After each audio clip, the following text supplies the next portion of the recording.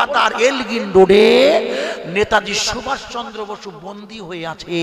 হঠাৎ ইংরেজের পুলিশ দেখে একটা টুপিওয়ালা দাড়িওয়ালা সুপার লোক সুভাষচন্দ্র বসুর ঘরের সামনে ঘোরাফেরা করছে।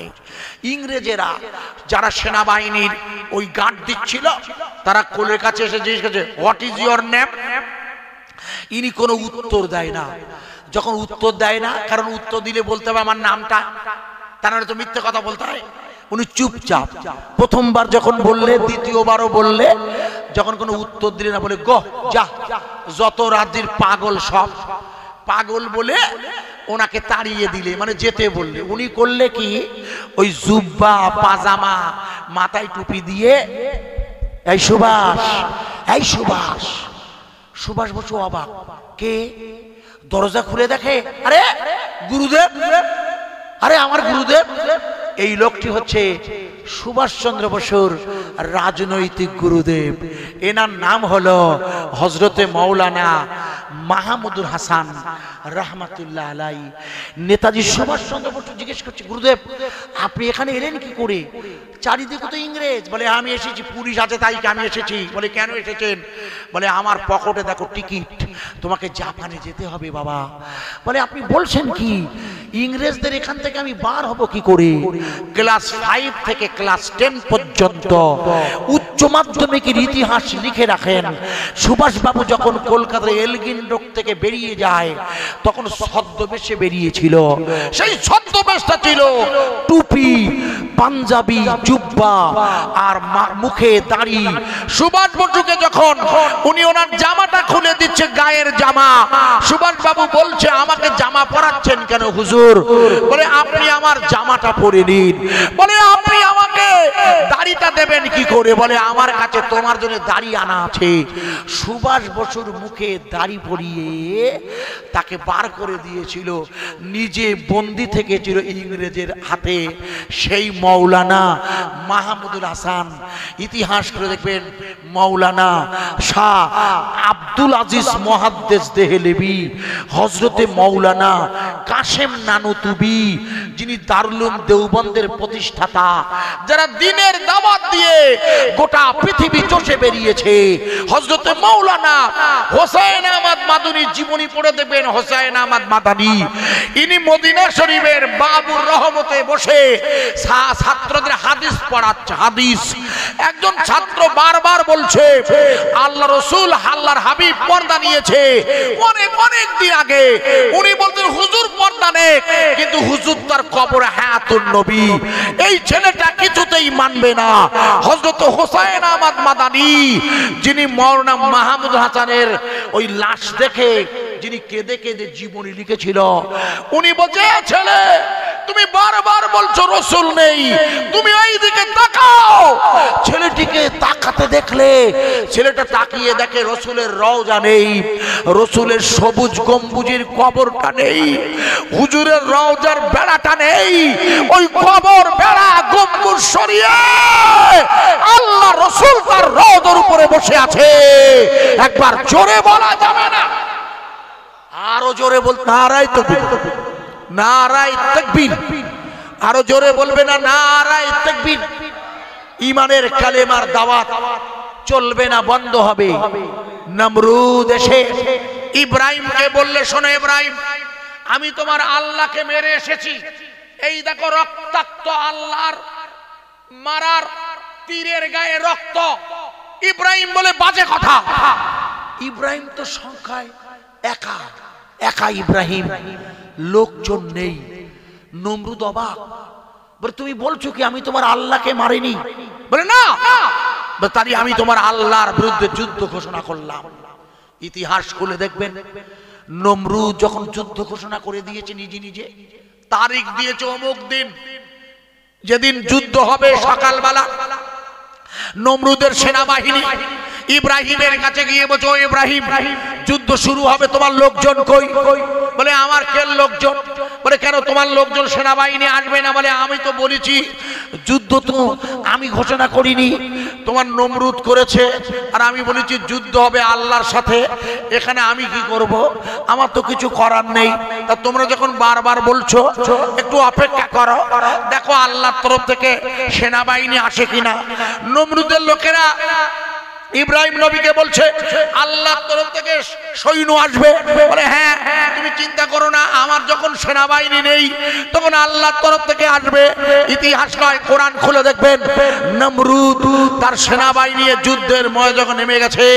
চারিদিক দিয়ে লক্ষ্য করে দেখে কালো কালো এক রকমের পোকা আসছে।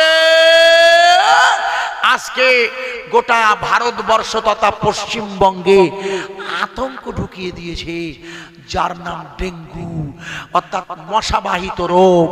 ওই হাজার হাজার মশা যখন আসছে, নমরুদ অবাক হয়ে গেছে। এই কারা আসছে? বলে আল্লাহর সৈন্য আসছে। মনে করে দেখুন, নমরুদের সাথে লড়াই করতে আল্লাহর সৈন্য যখন এসে গেছে, আপনাদের মনে আছে একটা ডানা ভাঙা তার দেড়খানা আছে, মানে একটা আধগাত আর একটা ডানা আছে, ওইটা নমরুদের কানের মধ্যে দিয়ে মাথায় ঢুকে এমন কামড়াচ্ছে। নমরুদ বলছে সৈন্যরা তোমরা আমার মাথায় মারো, উপায় নেই, চলছে। ইতিহাস খুলে দেখবে নমরুদের সারা রাত দিন জুতো দিয়ে পেটাতে হতো, মাথায় নাই, মাথা যন্ত্রণা কমতো না। এ ক্ষমতাটা কার? আরে চিল্লে বলুন, পৃথিবীর কোন ব্যক্তির নয়। আপনারা ঘাবড়ান কেন? যে এলাকায় কিয়ামত হবে সেখানেই তো যুদ্ধ হচ্ছে। আপনাদের মনে নেই আল্লাহর নবীর মা আমেনাতুজ জোহরা বলেছিল? মনে নেই আপনাদের? হাদিসটা শুনে নিন। আল্লাহর নবীর মা আমেনাতুজ জোহরা বলছে, যেদিন আমার বাচ্চা হয়েছে মুহাম্মাদুর নবী, আমি দেখলাম একটা নূরের দোলা, একটা নূরের জ্যোতি। ওই নূরের জ্যোতিতে আমি সিরিয়া, রোম এবং শাম দেশের রাজ দরবারগুলো দেখতে পেলাম। আমার কথা বোঝা যাচ্ছে কি? আল্লাহর নবী জন্ম নিয়েছে মক্কায়, আর মা আমেনাতুজ জোহরা দেখছেন সিরিয়া তথা শাম দেশ, যেখানে এখন যুদ্ধ চলছে। যে রসুলের নূরের আলোয় মা আমেনা শাম দেশ দেখেছিল, মনে করে দেখুন ওই শাম দেশে সিরিয়ায় আল্লাহ রসুল সাল্লাল্লাহু আলাইহি সাল্লাতু ওয়াসাল্লাম ওনার চাচা আবু তালেবের সাথে যখন বাণিজ্যে যাচ্ছে, মনে করে দেখুন ওই শাম সিরিয়ার বাজারে যখন পৌঁছে গেছে, সিরিয়ার শামে সবচাইতে বড় খ্রিস্টানদের বড় পাদ্রী গুটি গুটি পায়ে আবু তালেবের কাছে এসে বলছে, আপনার বাড়ি কোথায়? বলে আমার বাড়ি হচ্ছে মক্কায়, হিজাজ। বলে আপনার সাথে এই যে ছেলেটা এসেছে, ওর নাম কি? বলে ওর নাম মোহাম্মদ। বলে একটু সাবধানে রাখবেন। বলে কেন? বলে ওই ছেলেটা আপনি খেয়াল করেননি, ওই ছেলেটা যখন হেঁটে হেঁটে আসছে না, ওর মাথায় একটা মেঘ ছায়া দিয়ে রয়েছে। একটু জোরে বলবেন না? আব্দুল মুত্তালিব, ওর ছোট আব্দুল মুত্তালিবের ছেলে আবু তালেব বাবা। বলে কি বলছেন? বলে হ্যাঁ হ্যাঁ, ও আপনি তাকিয়ে দেখুন। আবু তালেব বলে তাই তো, যেখানে রসুল বসছে সেই গাছের ডাল হুজুরের দিকে পাতা সরিয়ে দিচ্ছে, যেদিকে হুজুর সেই দিকে গাছের পাতার ছায়া। একটু জোরে বলা যাবে না?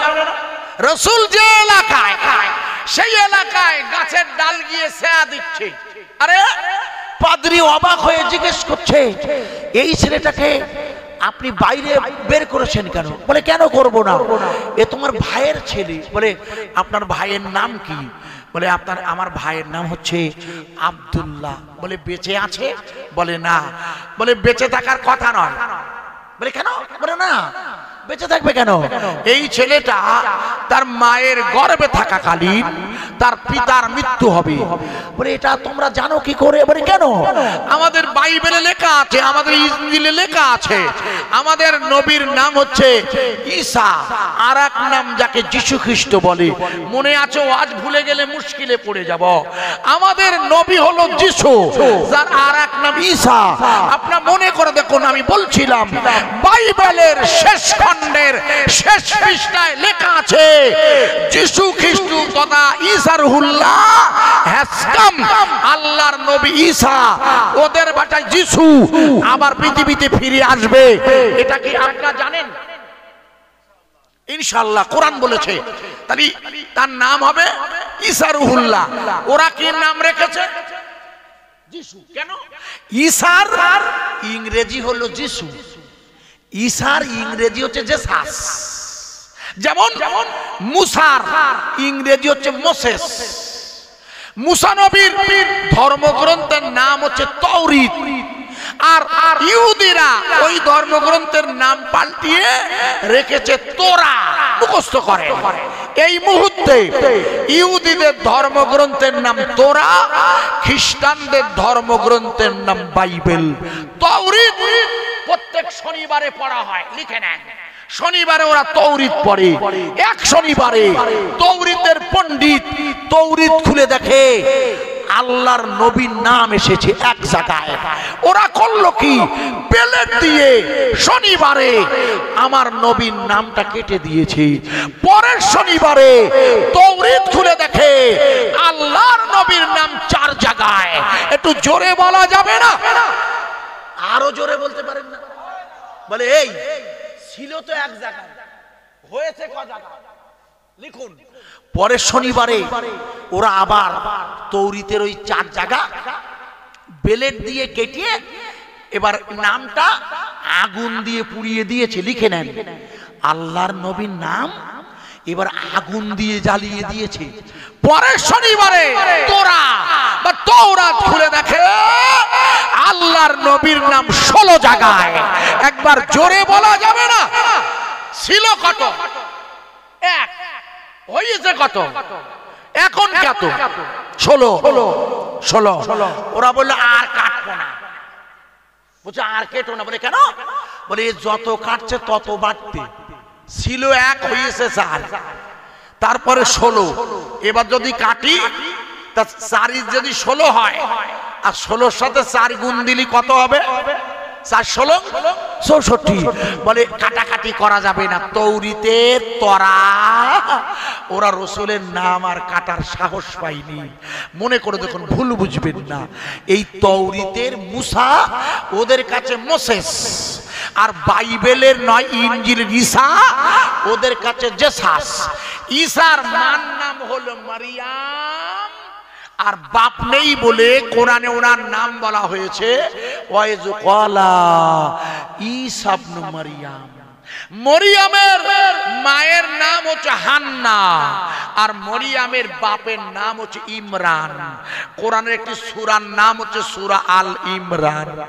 ইমরান আর হান্না স্বামী স্ত্রী দুজন মিলে আল্লাহর কাছে মান্নত করছে, আল্লাহ বুড়ো হয়ে গেছি, আপনি আমাকে একটা বাচ্চা দেবেন আল্লাহ, যাকে আমি মসজিদের খাদেম বানাবো।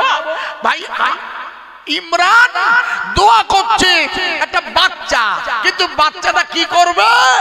মসজিদের খাদেম বানাবে। তার মানে হলো হযরতে নবী হযরতে ইমরান চাইছে যেন আমার ছেলে হয়, আল্লাহ মসজিদের খাদেম বানাবে, মানে ছেলে হতে হবে না? আমরা সবাই বাচ্চা পেটে গেলে কি চাই? এই এখন সব গেলিপা শুধু দোয়া করতে বলে, হুজুর দোয়া করে ছেলে হয় জানেন কেন? বলছে সিজাত তো দুটোর বেশি হবে না, তা প্রথমটা ছেলে হরি ভালো হয়, আর যদি মেয়ে হয় বলে সে আল্লাহ দিলে কিছু করার নেই। তো ইমরান ঘুরিয়ে আল্লাহর কাছে দোয়া করে, আল্লাহ আমার একটা সন্তান দেবেন, আমি মসজিদের খাদেম বানাবো, আমার তো বড় বয়স হয়েছে। ভাই আমার ওই সময় আমার আল্লাহ ইমরানের দোয়াটা কবুল করে হান্নার গর্ভে একটা বাচ্চা দিয়েছে। যথা সময়ে ওই বাচ্চাটা জন্ম নিয়েছে, ওই বাচ্চাটার নাম হলো মারিয়াম। কি নাম? মারিয়াম। এখন মুশকিল হচ্ছে মসজিদের খাদেম বানাবো, এটা মান্নত করেছিল। এটা কে করেছিল? ইমরান। এই জন্য মান্নত আদায় করা ওয়াজিব। বাচ্চা হলে বা না হলে যদি কেউ মান্নত করে সেটা আদায় করতেই হবে। মান্নত আদায় করাটা কি? ওয়াজিব। এখন মান্নত আদায় করতে যেতে গেলে নিয়ে যেতে হবে তো মসজিদে। কোথায় নিয়ে যেতে হবে? মসজিদ না? তাহলে পৃথিবীতে তখন কটা মসজিদ ছিল? কটা? কুরআন বলছে মসজিদগুলোর নাম, সুবহানাল্লাযী আসরা বিআবদিহি লাইলাম মিনাল মসজিদিল হারামে ইলাল মসজিদিল আকসা। আমি যে মরিয়মের কথা বলছি, ওই সময় পৃথিবীতে দুটো মসজিদ ছিল। একটার নাম মসজিদুল হারাম, যার নাম কাবা, আর একটার নাম মসজিদে আকসা, যার নাম বাইতুল মুকাদ্দিস, যেটা মনে করে তখন ইব্রাহিম নবী ভিত দিয়েছিল আর সুলাইমান নবী জেনেদের দ্বারা কমপ্লিট করেছিল। ওই মসজিদ কমপ্লিট করে কারা? জেনেরা। যার ছবি দেখছেন মিডিয়ায়, গত 6 সপ্তাহ ধরে যেখানে জুমার নামাজ পড়তে দেয়নি ইসরায়েলের সৈন্যরা, ছবি দেখেননি? ওই মসজিদ পাথর দিয়ে খোদাই করা, দেখবেন জেনেরা করেছিল। কিন্তু যখন জেনেরা মসজিদ তৈরি করছে, সুলাইমান নবী লাঠিতে ভর দিয়ে ওই মসজিদ তৈরি করা দেখছে। কিন্তু সুলাইমান নবী ওই মসজিদ তৈরি হচ্ছে আর লাঠিতে ভর দিয়ে ও কিন্তু মারা গেছে। সুলাইমান নবী মারা গেছে বলে, তাই জেনেরা জানে না। বলে জেনেরা জানে না। জাল্লিকে ওই কাজ করতো। জেনেরা জানলো কবে? কোরআন খুলে দেখবেন। জেনেরা জানলো যখন ওই সুলাইমান নবীর লাশ মাটিতে পড়িয়ে গেল, ওই লাঠিটা উই পোকায় খেয়ে নেওয়ার কারণে। লাঠিটা উই পোকা খেয়েছে। একটা বাঁশ উই পোকা খেতে ক বছর লাগে ভাই? 3 বছর 4 বছর অন্তত পক্ষে। আমরা বাঁশ বাগানে সব কবর দিই, বেড়া দিই না? 4 বছর 5 বছর পরে কি 3 বছর পরে ঘুম ধরে না? তাহলে জেনেরা ওই সুলাইমান নবী বেঁচে আছে এটা যদি জানতো, ওরা কাজ করতো না। করতো? উনি মারা গেছেন, আর মারা যাবার পরও টাটকা দাঁড়িয়ে আছে। ওরা মনে করছে হুজুর জীবিত। অথচ ইদানিং দেখবেন আমাদের কিছু হলেই মেয়েরা, জেন জাতি যারা জানে তাদের কাছে যায়। পুরুষেরা ইদানিং যাচ্ছে, গল্প করছে অমুক জায়গায় জানতে গিয়েছিলাম, যেটা হারাম। শুধু হারাম না, বেঈমান হয়ে যাবে। কোন মুসলমান কোন জান ঠাকুর বা গণক ঠাকুর বা জান নেওয়ালা জেন জাতি যারা জানিয়ে দেয়, ওদের কাছে যাওয়া যাবে না, শরিয়াতে হারাম। কারণ জেনেরা কখনোই সত্য কথা বলে না। মনে রাখবেন, এটা মনে রাখবেন। এই জন্যে সুলাইমান নবী মারা যাওয়ার পর জেনেরা বুঝতে পেরেছে যে মরি গেছে। তাই যারা নিজেরাই জানে না কেনা কখন মারা যাবে যাচ্ছে, তারা খোঁজ রাখে না, তারা আপনার বলি দেবে আর আপনি তার কাছে যাচ্ছেন। আর যারা এই জেনের দ্বারা জানে তাদের বলবেন, তুমি যখন এত জানতে পারো, তা তুমি জেনের পিঠে উঠে 5 লাখ টাকা বাঁচাইয়ে হজ করিয়ে এসো। যাও যাও যাও হজ করো। যদি বলে না অদ্দূর যাওয়া যাবে না, বলে তাহলে এক কাজ করো, বিরাট থেকে বেরিয়ে জয়পুর পেরিয়ে দত্তপুকুরি গিয়ে ব্যাংকেতে টাকা বের করে নিয়ে এসো, বসে বসে খাও। লোকের হাত দেখতে, লোকের এসব করতে গেছো কেন? আমার কথা বোঝা যাচ্ছে ভাইয়া? মনে রাখবেন, ভুল বুঝবেন না। জিন সর্বক্ষণ আমাদের বিরোধী একটা আগুনের শক্তি, এটা মনে রাখতে হবে। আপনার উপকার করছে এটা বিশ্বাস করা খুব কঠিন। তবে হ্যাঁ, জেনদের মধ্যে আল্লাহর ওলি আছে, সেটা আলাদা। তারা ওই মেয়ে লোকের ধরে না। আরে কথা বলছেন, সন্ধ্যেবেলা বাড়ির বাইরে ছিল বলিয়ে বুড়ি জেনে ধরিয়েছে, কিছু মনে করবেন না। জেনেরা যদি আপনার কোন আল্লাহওয়ালা জেন কোন মেয়ে লোকের গায়ে ধরতে পারে, ভাই কি ধরে আমি জানি না, বলে ধরিয়েছে। ভুল বুঝতে হবে না, কিন্তু ভালো করে বুঝবেন। আমি কষ্ট করে আপনাকে বোঝাচ্ছি ইমানের জন্য।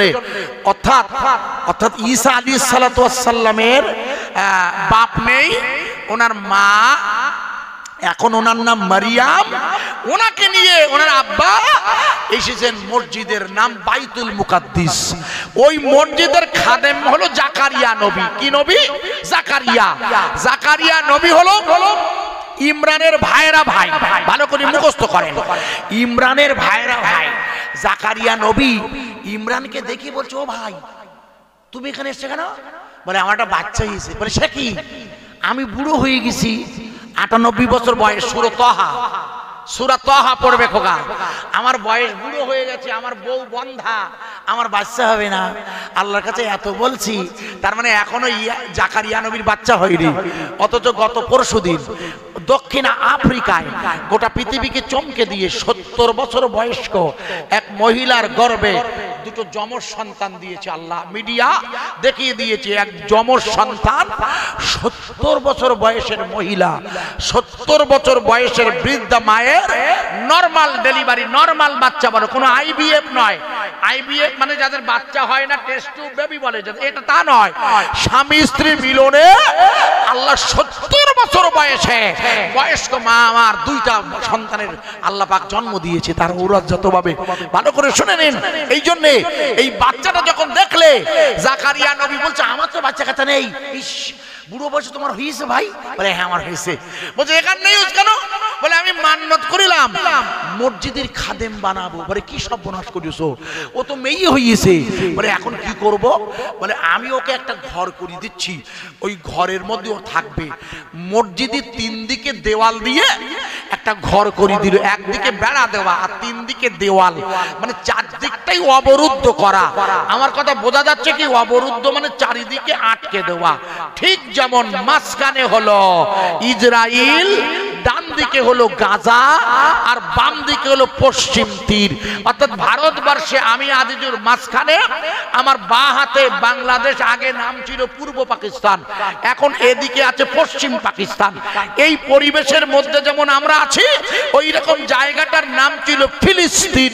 ফিলিস্তিনের মাঝখানে 1948 সালে জোর করে ইসরাইল নামক একটি ছোট্ট জায়গাকে দখল করিয়ে ওইখানে বসিয়ে দিয়েছে, যার চারিদিকটা হলো লিখে নেন, 2 দিকে ইসরাইল, একদিকে পানি আর একদিকে মিশর, যেখানে কোনো খাবার যাবার পরিস্থিতি নেই। আপনারা মনে করে দেখুন, যার রাফা ক্রসিং ওরা বন্ধ করে দিয়েছে। অথচ আপনাদের মনে করিয়ে দেওয়ার জন্য বলছি, জাকারিয়া নবী মা মরিয়ম আলাইহিস সালাতু ওয়াস সালামকে ওই বদ্ধ মসজিদের বাইরের ঘরের মধ্যে রেখে নিজের বাড়িতে চলে গিয়েছে। আম্মা জানকে রেখে যখন নিজের বাড়িতে চলে গেছে 3 দিন, জাকারিয়া নবীর মনে নেই আমি বাচ্চাটাকে 3 দিন রেখে এসেছি। 3 দিন পরে যখন মনে পড়েছে, উনি দৌড়াতে দৌড়াতে মসজিদে আকসা এসে দেখে মরিয়মের ঘর তো তালা বন্ধ করা। উনি তালাটা খুলে ভিতরে ঢুকে দেখে মা মরিয়ম জান্নাতের খাবার খাচ্ছে। হযরতে মরিয়মকে, হযরতে ইমরানের মেয়ে মরিয়মকে জাকারিয়া নবী জিজ্ঞেস করছে, মা এ খাবার তুমি কোথায় পেলে? বলে কেন খালুজি, আপনি তো প্রত্যেকদিন সকালবেলা আমাকে এই খাবার দিয়ে, তাই আপনি চলে যান তালা বন্ধ করে। তখন জাকারিয়া নবী বুঝতে পেরেছে এই ফেরেশতারা আমার চেহারা ধরে মরিয়মের খাবার খাওয়ায়। এটা ফেরেশতাদের কাজ। আমি জাকারিয়া, আমি তো বাড়িতে আমার মরিয়মকে ফেরেশতারাই খাবার খাওয়ায়। হাদিস খুলে দেখবেন, আল্লাহর নবীর প্রিয় সাহাবা, নাম তার হযরতে দাইয়া কালবি, যিনি নিজের মেয়েকে নিজে জীবন্ত কবর দিয়েছিল। মনে করে দেখুন, ওই দাইয়া কালবির চেহারা ধরে ধরে মাঝে মাঝে আল্লাহর নবীর দরবারে জিবরিল আমিন আসতেন। প্রথম যেদিন জিবরিল মদিনার মসজিদে দাইয়া কালবির চেহারা ধরে এসেছে, সেই সময় জিবরিল জানে না দাইয়া কালবির চেহারা ধরে কি সমস্যায় পড়বো। উনি জানতেন না। কেন? দুটো ছেলে, একটির নাম হাসান, একটির নাম হুসাইন, গুটি গুটি পায়ে ওই দাইয়া কালবি রূপী জিবরিলের 2 পকেট যখন টিপছে, জিবরিল অবাক, আরে আমার পকেট টেপে কেন এগুলো, এ ছেলেগুলো? হাসান হোসেন আমার পকেট টিপছে কেন? জিবরিল যখন দেখলে, আল্লাহ রসুল এসে হাজির হয়ে বলছে, জিবরিল ভাই কি হয়েছে? বলে আপনার নাতি দুটো আমার পকেট টিপছে কেন? বলে আপনি দাইয়া কালবি চেহারা ধরতে গেলেন কেন? বলে ফেরাটা কি হুজুর? বলে ফেরাটা হলো দাইয়া কালবি, যিনি নিজের মেয়েকে নিজে জীবন্ত কবর দিয়েছিল, কিন্তু আমার হাতে বায়াত হয়ে ইমানের কালেমা পড়ে নিয়ে কলবে ইমান এনে পূর্ণ মোমেন হয়ে গেছে। ও আমাকে না দেখে থাকতে পারে না, আর আমার আওলাদকে ভালোবাসে। তাই যখনই আমার কাছে আসে হাসান হোসেনের জন্য 2 পকেট ভরে খাবার নিয়ে আসে। আপনি তো দুনিয়ার লোক নন, আপনি নূরের তৈরি, না আছে সংসার, না বিয়ে করেছেন, ফেরেশতাদের বউ নেই, সংসার নেই, তাই দুনিয়া আপনি জানেন না।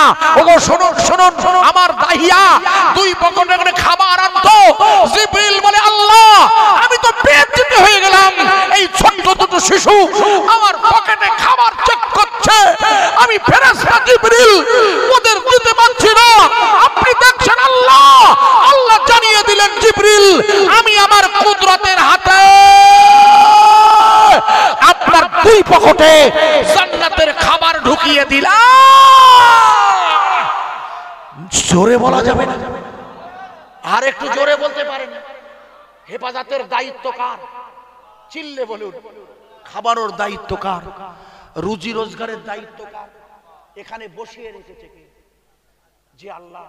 সেই আল্লাহর শানে আমার ইনামুল ভাই, আমার আইনুল ভাই এসেছেন, বসেছেন, আমার কাছে দাওয়াত করেন। উনি প্রতি বছর আপনাদের কাছে আমি কিছু সাহায্য চেয়ে থাকি, খাতা হাজির। এটা আপনারা জানেন তো, অসন্তুষ্ট হওয়ার কিছু নেই, প্রতি বছরেই দেন। আমি বিগত কয়েক বছর ধরে আসছি, আল্লাহর মঞ্জুর হয়, এবছরই আল্লাহ এনেছেন। তাই একটুখানি তাবারক হিসাবে আপনাদের এবছরও বিরিয়ানি আছে ইনশাল্লাহ, আমরা আশা রাখছি এবছরও বিরিয়ানি আছে এবং আপনারা গ্রহণ করবেন। বেশ রাত হচ্ছে, মনে হয় রাতের কাঁটা, ঘড়ির কাঁটা দেখতে দেখতে 1টা অতিক্রম করে গিয়েছে। আমরা আমাদের তাবারুকের পবিত্রতম এই সুন্দরতম জলসায় বসে আমি যেটা ব্যাখ্যা করছি একটুখানি শুনেন আগে। আমি চাঁদা এখন চাইবো না, একটু শুনে নেন আগে। আমি আপনাকে ক্লিয়ার না করলে অসুবিধা আছে এই জায়গাটা। সেটা হচ্ছে এই, তাহলে মা মারিয়াম আলাইহিস সালাতু ওয়াস সালামকে, ইমাম হাসান হোসাইনকে জান্নাতের খাবার খাওয়াতেন, অর্থাৎ জান্নাতের খাবার খাওয়ালেন কে? একটু জোরে বলতে হবে, আল্লাহ তো। তাহলে এই যারা 48 দিন যুদ্ধের পর আবার নতুন করে যুদ্ধ চলছে, এদেরও পূর্ণ দায়িত্ব কার? মুখস্থ করেন, আমার ওয়াজ মুখস্থ করেন আব্বা। হযরতে মা মরিয়ামের বয়স এখন 14 বছর। এই জীবনে প্রথম ওনার পিরিয়ড হয়েছে, 14 বছরের মেয়ে পিরিয়ড হয়েছে, মানে বাচ্চা হবে। পিরিয়ড হলে মেয়েদের ডিম্বকোষ ফোটে, বাচ্চা হবার লক্ষণ হচ্ছে পিরিয়ড হওয়া, মেনস্ট্রুয়েশন। এই পিরিয়ড হয়েছে, মা মরিয়াম নাপাক হয়ে গেছে। কোরআনের ভাষা 7 দিন পর মা মরিয়াম গোসলখানায় ঢুকেছে, পাক হয়েছে। পাক হয়ে যেই বাইরে বেরিয়েছে, সঙ্গে সঙ্গে জিবরিল আমিন এসে হাজির, পুরুষের বেশে। মারিয়াম চিৎকার করে বলছে আপনি এখানে? পুরুষ বলে না আমি পুরুষ, কিন্তু আমি ফেরেশতা। বলে এখানে এলেন কেন? বলে মারিয়াম তোমার বাচ্চা হবে। বলে আমার বাচ্চা হবে? বলে হ্যাঁ। বলে কি করে হবে? কোন পুরুষ তো আমাকে কখনো স্পর্শ করেনি। বলে তবুও হবে। মনে রাখুন, পিরিয়ড না হলেও আল্লাহ চাইলে বাচ্চা হতে পারে। তার জ্বলন্ত প্রমাণ হচ্ছে মা ফাতেমাতুজ জোহরা। মুখস্থ করেন, মা ফাতেমাতুজ জোহরা 18 বছর পর্যন্ত পৃথিবীতে বেঁচে ছিলেন। এই 18 বছর বয়সে 12 থেকে 14 যদি পিরিয়ড হয়, মা ফাতেমার কোনো পিরিয়ড হয়নি, অথচ না পিরিয়ড হওয়া সত্ত্বেও ওনার 3টি ছেলে হয়েছিল। একটার নাম হাসান, একটির নাম হুসাইন, আরেকটির নাম মহসিন। আল্লাহ চেয়েছিল মা ফাতেমাতুজ জোহরার মেনস্ট্রুয়েশন হবে না, ওই জাতীয় নাপাক হবে না। আমার কথা বোঝা যাচ্ছে কি? ভুল বুঝবেন না। যেদিন ওনার ছেলে হয়েছে হোসাইন, ইতিহাস খুলে দেখবেন, আল্লাহর নবীর দরবারে একজন মহিলা সাহাবী এসে বলছে, ইয়া রাসূলুল্লাহ, হোসাইন জন্ম নিয়েছে, অথচ আপনার মেয়ে নামাজ পড়বে বলে আমার কাছে গরম পানি চাইছে। বলে আমার ফাতেমা পানি চেয়েছে। বলে শিগগিরই দাও। বলে কেন দেব? কেন? আপনার মেয়ের বাচ্চা হয়েছে, বাচ্চা হবার পর 40 দিন নামাজ পড়া হারাম। ওরে বলে নেফাস। সব মেয়েদের জন্য আল্লাহ মাফ করে দিয়েছে। তা আপনার মেয়ের বাচ্চা হয়েছে, আপনার মেয়ে গোসল করে নামাজ পড়বে কি করে? বলে আমার মেয়ে গোসল করবে, নামাজ পড়বে, যেহেতু আমার আমার আমার আমার ফাতেমার তুমি তো বাচ্চা হওয়ার সময় ছিলে, কোনো নাপাক রক্ত বেরিয়েছিল? বলে না ইয়া রাসূলুল্লাহ। বলে যেহেতু আমার ফাতেমার কখনো নাপাক হয় নাই, তাই আমার ফাতেমা বাচ্চা হবার পরে এটা ব্যতিক্রম দুনিয়ায়। আমার ফাতেমা আর আমার মা হলো ব্যতিক্রম। আমার মায়ের প্রত্যেক মাসে মেনস্ট্রুয়েশন হয়েছে, মা আমিনার ঋতুস্রাব হতো, অথচ পেটের মধ্যে বাচ্চা। মা আমিনা বলতেন কি করে আমার পেটে বাচ্চা? আমি রাস্তা দিয়ে যাই, রাস্তার গাছপালা আমায় সালাম করে, বলে মুহাম্মাদের মা আসছে। আমি কুয়ায় বালতিতে দড়ি বেঁধে পানি নেব বলে বালতি ফেলেছি, কুয়ার পানি বলছে আমেনা আপনি এত ঝুঁকে পানি নিতে আসবেন না, আপনার পেটে বাচ্চা। আমি কুয়ার পানি নিজেই উপরে উঠে আসছি। বলে বলে আমার রাসূলের আম্মা যার মেনস্ট্রুয়েশন হচ্ছে, অথচ পেটে বাচ্চা। মা মরিয়মের মেনস্ট্রুয়েশন হয়েছে, স্বামী নেই, অথচ জিবরিল বলছে বাচ্চা হবে। হ্যাঁ হ্যাঁ আল্লাহর হুকুম হয়েছে তাই বাচ্চা হবে। মনে করে দেখুন কোরআনের ভাষায় ওয়ালা কাজা লেখা, আল্লাহ বলে দিয়েছে তাই মরিয়মের পেটে বাচ্চা যাবে। মা মরিয়মের গর্ভে যখন বাচ্চা ঢুকেছে, পাড়ার লোকে নয়, মসজিদের মুসল্লিরা, বাইতুল মুকাদ্দাসের মুসল্লিরা বলছে এ নবী জাকারিয়া, যে মেয়েটিকে মসজিদের সাথে জায়গা করে দিয়েছো, ওই মেয়েটি তো নাপাক হয়ে ওর পেটে বাচ্চা, ও তো চরিত্রহীনা, ওকে এখান থেকে বার করে দাও, দাও বার করে। আমাদের গ্রামের কোনো মেয়ে যদি এমন হয়, হতে পারে দুর্ঘটনা, ঠিক এটা দুর্ঘটনা বলে ওরা বলছে বার করে দাও। মা মরিয়ম বললে তোমরা আমার বার করে দিও না, আমার আল্লাহ আমাকে জানিয়ে দিয়েছে মরিয়ম তুমি ওদের বলে দাও তোমার পেটে যে বাচ্চা এসেছে ওই বাচ্চা তোমার মাতৃত্বের সাক্ষী দেবে, অর্থাৎ তুমি সতী কি অসতী, ওই বাচ্চা যেদিন জন্ম নেবে সেই দিন ওই বাচ্চা কথা বলবে। তুমি বলে দাও, বলে দাও, ওদের বলে দাও আমি আল্লাহ বলছি, বাইতুল মুকাদ্দাস বাসীকে চ্যালেঞ্জ করো, ওই বাচ্চা দোলনায় শুয়ে তোমার পক্ষে কথা বলবে। একটু জোরে বলা যাবে না সুবহানাল্লাহ? এই বাচ্চাটা যখন পেটে এসেছে, মা মরিয়ম দাঁড়াতে পারছে না, উনি বাইতুল মুকাদ্দাসের মসজিদের কোণায় এসে দাঁড়িয়েছে। ইতিহাস নয়, কোরআন খুলে দেখবে, তাফসীর খুলে দেখবে, একটা হাওয়া এসছে, হাওয়া দুরন্ত গতির হাওয়া এসে 11 কিলোমিটার দূরে উড়িয়ে নিয়ে যে জায়গায় মা মরিয়মকে নিয়ে গেল, বাইবেলে তার নাম লেখা আছে বেতেলহাম। বেতেলহাম 11 কিলোমিটার দূর বাইতুল মুকাদ্দাস থেকে। যে জায়গায় মা পৌঁছে গেল বেতেলহাম, এই যেখানে পৌঁছে সেখানে একটা মরা খেজুর গাছের তলায়, অথচ মা মরিয়ম যেই পৌঁছে গিয়েছে আল্লাহর হুকুমে ওই মরা খেজুর গাছে পাতা জন্মে পাকা খেজুর ধরেছে। মা মরিয়ম ওখানে সন্তান প্রসব করবে। বাইবেল পড়ে দেখবেন খ্রিস্টান বন্ধুরা, আপনাদের বাইবেলে আমার আল্লাহর ইনজিলে লেখা আছে ওই খেজুর গাছের পাকা খেজুর মা মরিয়মের গালে এসে পড়তো। কিন্তু খেজুর খেলে ওই চটপটে রস মরিয়মের কষ্ট দেবে, তাই আল্লাহ ওই খেজুর গাছের পাশে আপনি নাহার বানিয়ে দিলে, পানির ট্যাঙ্কি বানিয়ে দিল আল্লাহ। মা মরিয়ম ওই পানি খায় আর বাচ্চা হবে খেজুর গাছের তলায়, খেজুরের বলকল ধরে। কেউ নেই, কেউ নেই, কেউ নেই। জান্নাতের মেয়েরা এসে হাজির হয়েছে, জান্নাতের মেয়েরা বলছে আরে আরে মরিয়ম তুমি চিন্তা করো না, আমি কে জানো, আমায় তুমি চেনো? বলে না, আপনাকে কি করে চিনবো বুবু? বলে আমি হলাম সেই, তুমি শুনে নাও, আমি হলাম সেই ফেরাউনের বিবি আসিয়া, আমি হলাম সেই ফেরাউন যে মুসার সাথে লড়াই করিয়েছিল। আমাকে আমাকে আমাকে আগুন দিয়ে নয়, আমাকে আমাকে আমাকে পানিতে পুড়িয়ে মেরেছিল যে ফেরাউন, সেই ফেরাউনের বিবি আমি আসিয়া।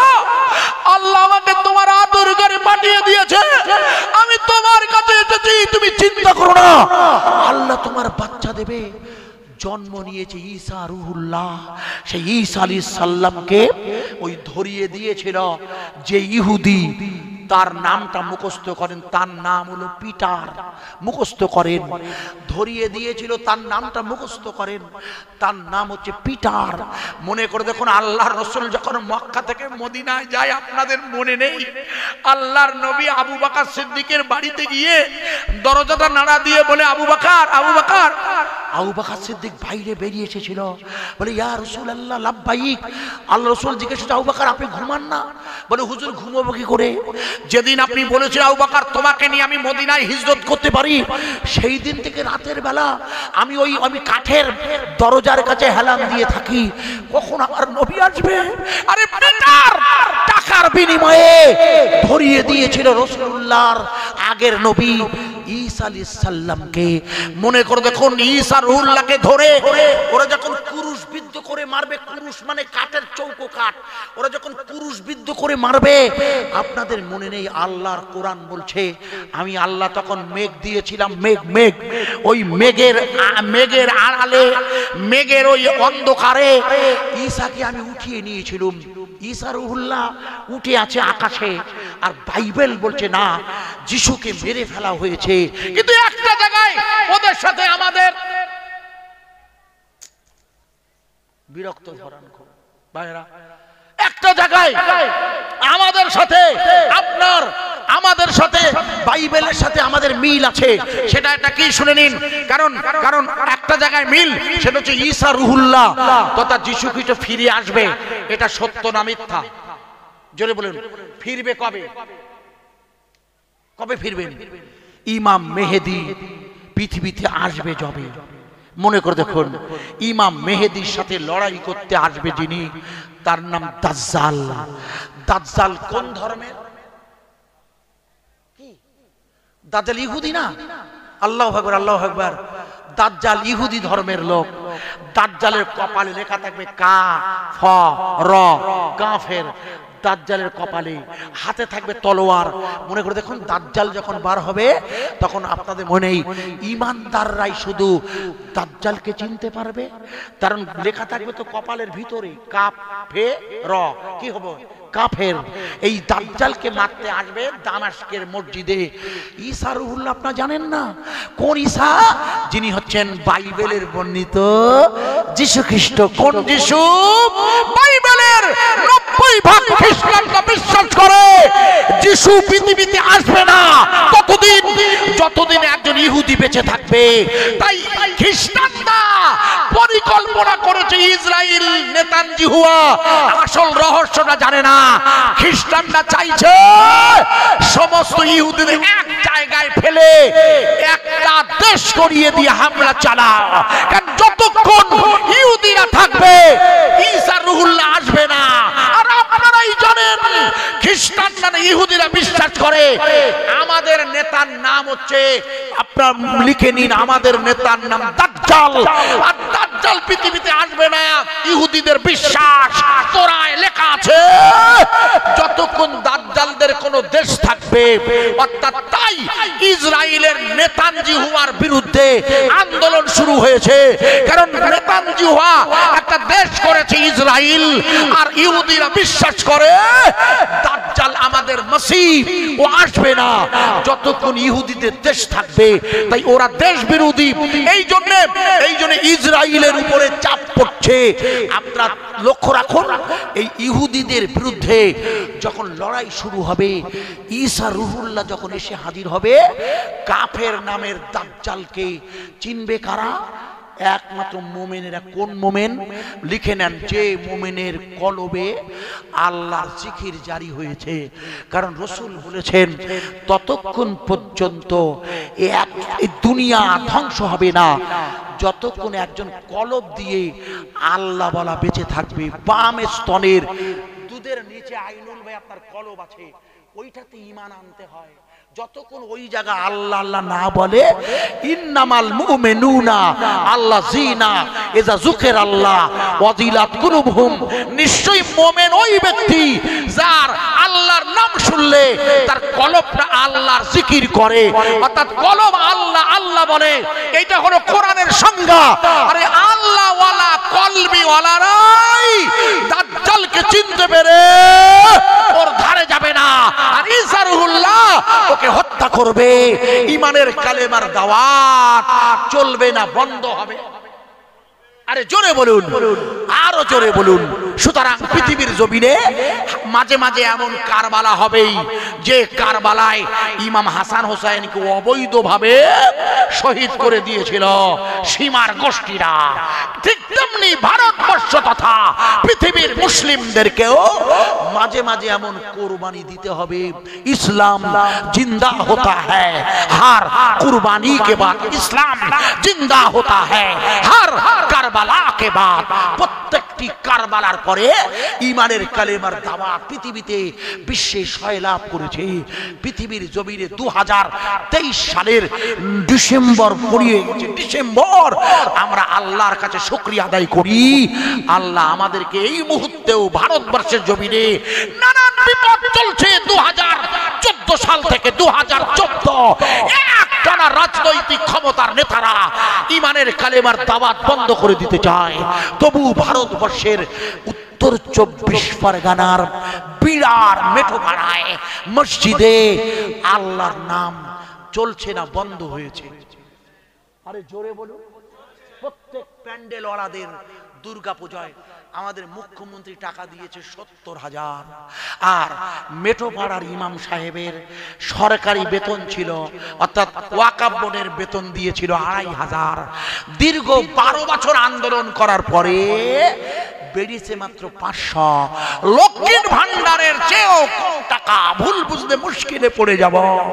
অথচ মেঠোপাড়ার মসজিদে ইমাম সাহেব মুয়াজ্জিনের আজান চলছে না, বন্ধ হয়েছে। আরে জোরে বলবেন, আরো জোরে বলা যাবে না। সেই আজানের দাওয়াত কেউ বন্ধ করতে পারে? এখানে অর্থ নয়, এখানে অর্থ দিয়ে ইমাম সাহেবকে কেনা যায় না, আল্লাহ হস্তে। তাই আপনাদের কাছে কর্তৃপক্ষ অনেকক্ষণ এসেছে, ভাইয়েরা আমার, আইনুল ভাই এবং ভাইজান লিখবে বলে প্রতি বছরই লেখা হয়, এটা সিস্টেম। তাই আমি আরো সময়টা বাড়িয়ে, ওয়াজটা বাড়িয়ে, অর্থাৎ আল্লাহ পাক ঈমান ওয়ালাদের যে জয়লাভ করাবেই, আমি আপনাকে কোরআন হাদিসের নজরে, ঠিক যেমন ওই ভাঙা দেড়খানি মশা ফেরাউনের নয় নমরুদের মাথায় ঢুকেছে না, হ্যাঁ না বলুন? মনে আছে? আজ ভুলে গেলে মুশকিল। 1.5খানা পাতা, আর এখন তো চারদিকে ডেঙ্গু আর ডেঙ্গু। কলকাতায় ডেঙ্গুর এত সতর্কতা, নিউমোনিয়া রোগ হচ্ছে, সব ভাই জানেন আপনারা। তাই আল্লাহ পাক আমাদেরকে তার থেকেও পূর্ণ হেফাজতের দায়িত্ব নিয়ে বসিয়ে রেখেছে। তাই আওয়াজ দিয়ে একটা ভাই প্রতি বছর দেন, আগামী বছরের জন্য একটু উঠে দাঁড়িয়ে বলবেন, আইজুর ভাই আমি 2000 টাকা দেব, আমি 1000 টাকা দেবো। পিছন দিকে যারা আছেন ভাই, আপনারা একটু চিৎকার করে একটু হাত তুলে বলবেন, আমরা এই সুন্দর জলসায় দাঁড়িয়ে কিছু সাহায্য প্রতি বছর দেয়। একটুখানি বলবেন। রাত 1:30 বাজতে যায়, ক্রমশ ঘড়ির কাঁটে এগিয়ে যাচ্ছে। তবুও আমি যেহেতু ওয়াদা করেছিলাম 12:15 আগে ঢুকে যাবো ইনশাল্লাহ, 10:40 ঢুকে সোজা মঞ্চে ঢুকে যায় 11:40। আমাকে উনি যদিও বারবার ফোন করছিলেন, আল্লাহ পাকের মঞ্জুর হয়েছে।